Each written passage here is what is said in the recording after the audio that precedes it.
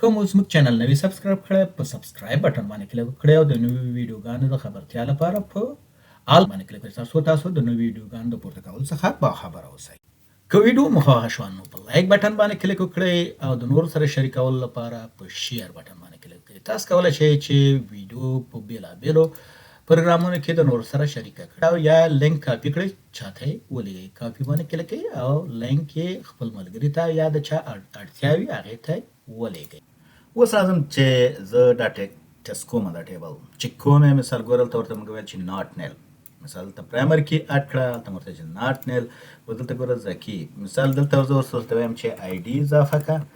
او مثال ویلو دلته زه ورته وایم چې مثال دلته یو دوه دي ورته وایم چې دوه بیا اضافه کړه مثال دا دوه ورکې بیا اضافه کړه دلته ورته وایم چې نومان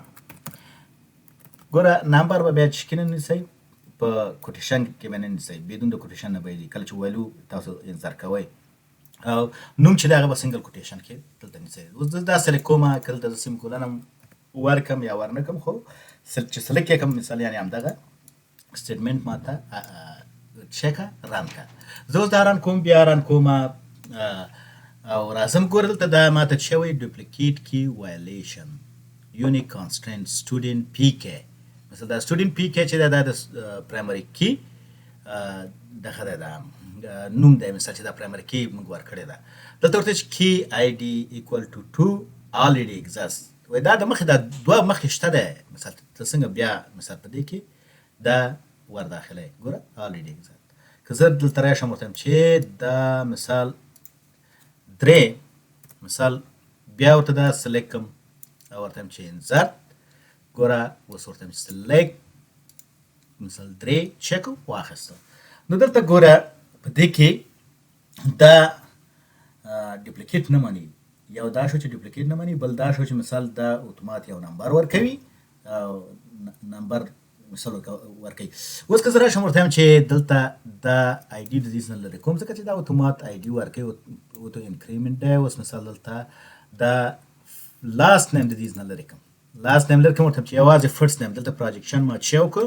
یوازې د فرست نیم وکړو یعنی یوازې په فرست نیم کې د سټوډنټ ټیبل کې یوازې په فرست نیم کې ډیټا انټري کا. اوس زه ترنه دا دلته چې کوم ډیلیټ کوم او دلته ورته نوم ورکوم ورته وایم چې سهار مثال سهار مې ورکړو. اوس دا سلیکټ کوم ورته وایم چې انسرت دلته مثال دا سهار چې دی ګوره وایي نل چې کوي نه مني دلته ګوره وایلیشن نل وایلیشن مثال چې یعنې هېڅ